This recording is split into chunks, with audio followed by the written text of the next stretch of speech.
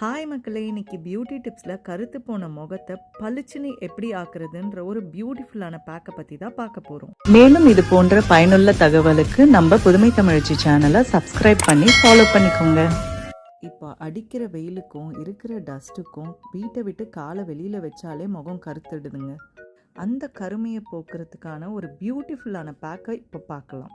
இந்த பேக்கை தயாரிக்க தேவையான பொருட்கள்: பச்சரிசி 2 ஸ்பூன், உளுந்து 2 ஸ்பூன், கோதுமை மாவு 2 டீஸ்பூன். இந்த மூணுத்தையும் பொடியாக அரைச்சு காற்று போகாத ஒரு டப்பாவில் வச்சுக்கோங்க. இப்போ பேக் செய்யறதுக்கு ஒரு கப்பில் அரைச்ச பொடி 2 ஸ்பூன், பச்சை பால் சிறிதளவு, தயிர் 1 டீஸ்பூன். இது எல்லாத்தையும் நல்லா மிக்ஸ் பண்ணி பேஸ்ட் ஆக்கி நம்ம முகத்தில் போட்டு 10லேருந்து 15 நிமிஷம் வரைக்கும் நல்லா மசாஜ் பண்ணிட்டு குளிர்ந்த நீரில் கழுவிடுங்க.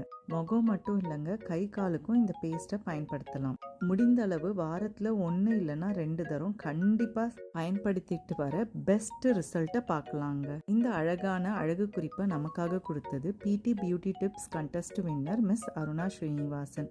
வாழ்த்துக்கள் மிஸ் அருணா.